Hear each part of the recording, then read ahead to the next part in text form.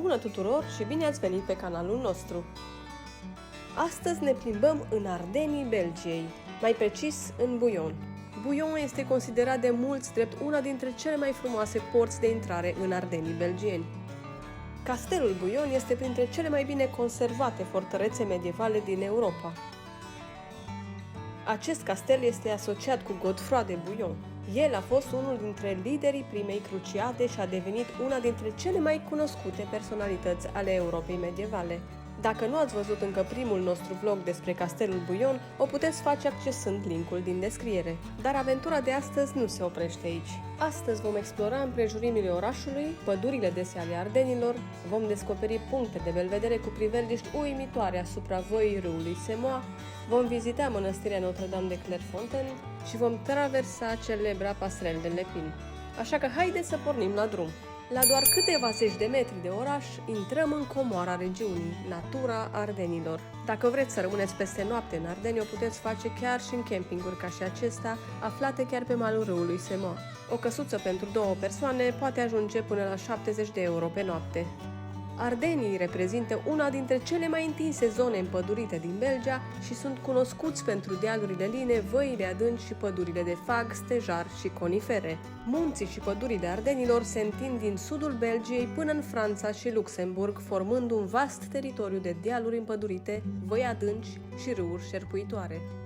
Prima noastră oprire este mănăstirea Clairefontaine. Încă înainte de a ajunge, ne dăm seama de faptul că ne apropiem de un așezământ creștin. La câteva zeci de metri putem citi rugăciunea Tatăl nostru inscripționată pe gardul mănăstirii.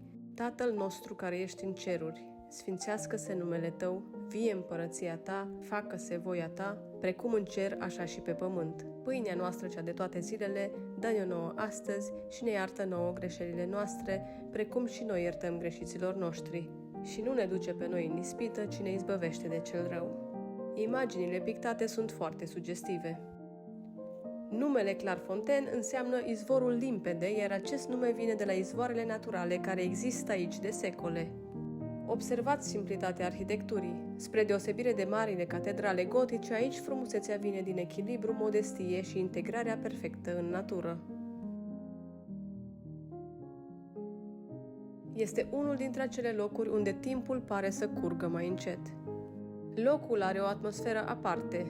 Aici trăiesc călugărițe trapiste, care continuă o tradiție monastică bazată pe rugăciune, muncă și simplitate. În mănăstire există și un magazin de unde puteți achiziționa suveniruri și tot felul de produse făcute de către măicuțe, de la biscuiți, fursecuri, tarte și checuri, miere, dulcețuri, siropuri, până la pateuri sau chiar produse de igienă. Un aspect fascinant este faptul că zona Clairefontaine are rădăcini istorice care merg până în Evul Mediu. Legenda spune că aici s-a retras pentru o perioadă Matilda de Toscana, una dintre cele mai influente femei ale Evului Mediu. Traseul prin Ardeni este marcat și pentru iubitorii de mountain bike și este prevăzut și cu locuri unde se poate face un grătar chiar în mijlocul pădurii. Următoarea oprire, podul suspendat sau pasarel de Lepine, unul dintre cele mai fotogenice locuri ale traseului.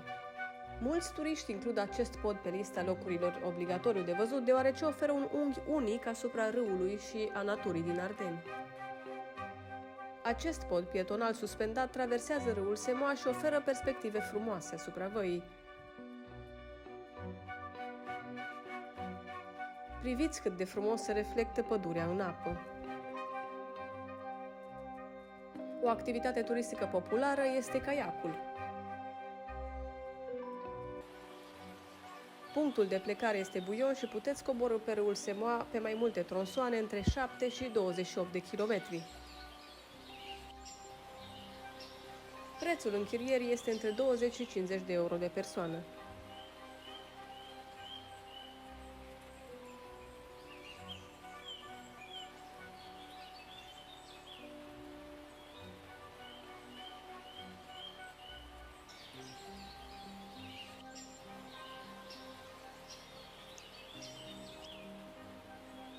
De aici puteți observa perfect contrastul dintre râul liniștit și dealurile împădurite care se ridică de o parte și de alta.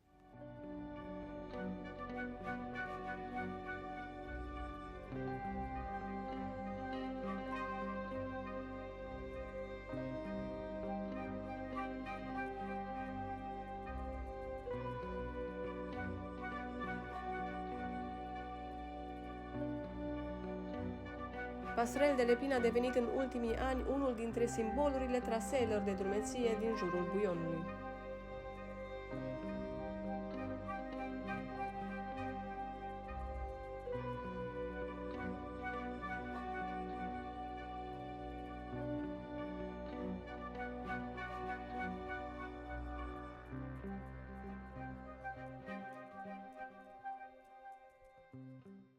După un picnic bine meritat, ne-am continuat drumeția prin pădure, unde am observat destul de multe fructe de pădure.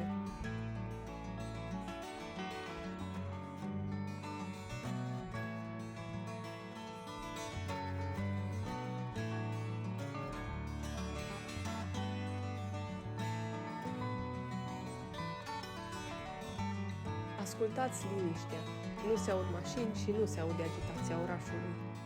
Aceasta este una dintre marile calități ale regiunii Buion, combinația perfectă între patrimoniul istoric și natura sălbatică.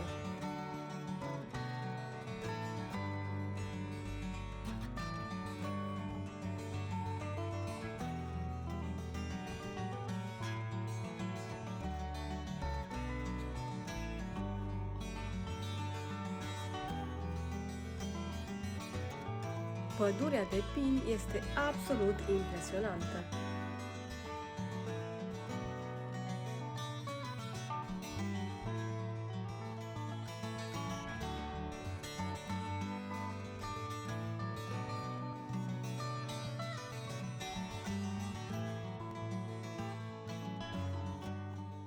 Și iată recompensa pentru urcare. Am ajuns la turnul Belvedere, de unde se poate vedea întreg orașul Buion.